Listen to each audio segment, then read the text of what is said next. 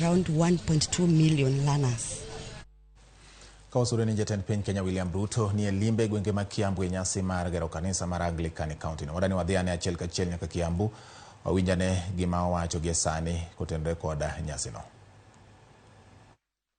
We must count our blessings.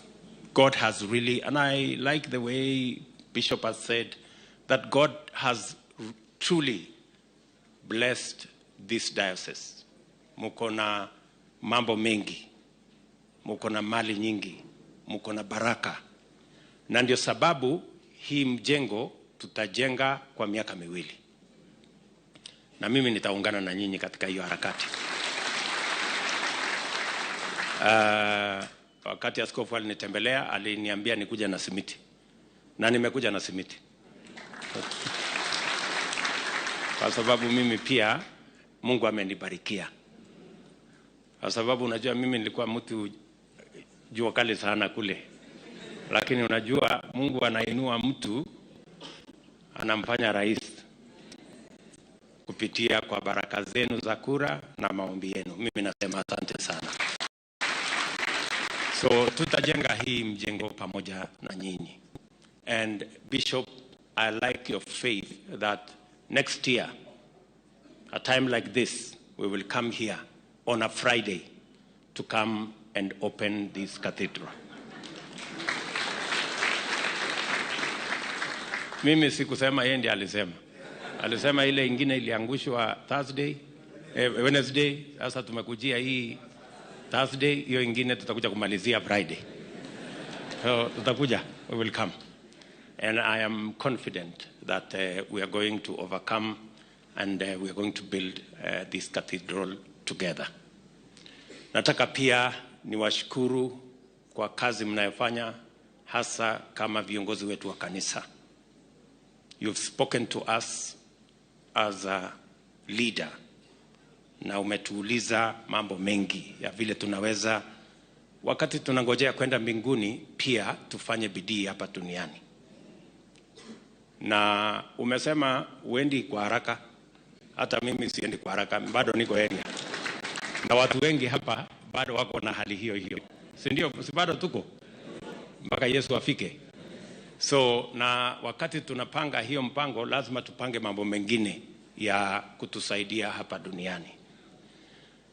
Ya kwanza ningependa kusema ni kwamba tumekubaliana na county government yetu ya Kiambu katika ile mpango yetu ya mambo ya housing. Mumesikia vile Wamatangi amesema. Tuko na 10 different sites. The first 10,000 houses. Kandarasi tumepatiana na tunahitaji vijana karibu 20,000 watakaotusaidia katika kuendesha hiyo mpango. Nilikuwa Thika nika launch program ya kwanza, zile zingine zitaendelea, zingine nitamtuma deputy president akuja azianzishe, zingine watu wengine, kwa sababu hapa Kiambu mpango yetu ni manyumba 50,000 in our first phase. Na ni kwa sababu tunataka vijana wetu badala ya kuingia kwa madawa na ulevi wapate ajira, wajishughulishe na kujenga Kiambu na kujenga taifa letu la Kenya. Ya pili, tuko na mambo mengi ya barabara. Tulikuwa na barabara dual carriageway ambaye inakuja sehemu hii. Na mimi nataka niwahakikishie niko na safari kidogo nitafanya, lakini kuanzia mwezi wa 10 hiyo barabara tutaanza kuijenga. Because tunataka access ya kwenda Nairobi iwe ni barabara ambayo inakuwa kwa upana ya kutosha. Huyu Mashua amekuwa akiniharakisha kila wakati kuja kuniambia hii maneno imefika wapi. Sasa nimekujibu kanisani na unajua mambo yanasemwa kanisani ni ya ukweli. So just relax, bwana Mashua. Tuko na kazi zingine nyingi kwa sababu tunataka kujenga msingi wa muhimu.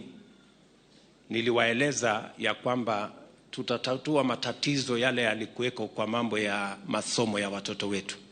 Ile CBC ilikuwa inatupatia changamoto, mambo mengine tumeketi chini na stakeholders, tumekubaliana. Sasa watoto wetu tumeweka taratibu vile watasoma bila matatizo, na vile vile tumekuwa na changamoto ya walimu. Mimi nataka niwaeleze sasa, kwa miezi 8 imepita, tumeajiri walimu 56,000 watakao tusaidia kusomesha watoto wetu katika taifa letu la Kenya. Vile vile tumekubaliana vile tutasomesha watoto wetu katika TVET, katika university.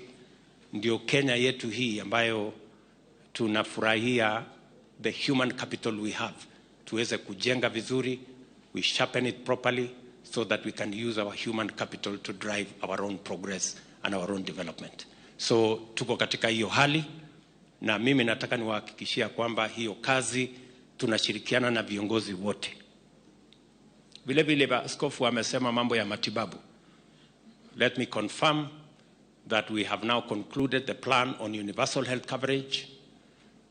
Mwezi wa 10 tumekubaliana na huyu wa Matangi ya kwamba community health promoters, vile askofu alisema, wale wa kupima sukari, wale wa kupima pressure, sasa utahitaji kwenda hospitali, tutakuwa tunakupima nyumbani.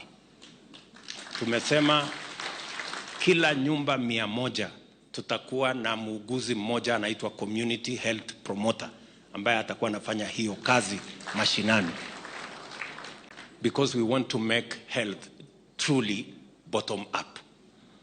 Na vile vile niliwaahidi, sasa sheria tumepeleka bungeni, tunabadilisha ile malipo ya NHIF ambaye niliwaambia wale wanalipa 500, tumebadilisha sasa watakuwa wanalipa 300. Alafu wale wengine kama mimi wa Matangi hapa na hawa wadosi tutalipa zaidi. Ndio sasa, kwa sababu kila mtu alipe kulingana na uwezo mwenye yako naye. Sisi ambao tuko na uwezo kiasi, we will pay more. Wale wako ambao uwezo wao uko chini, they will pay less, and we will all move together.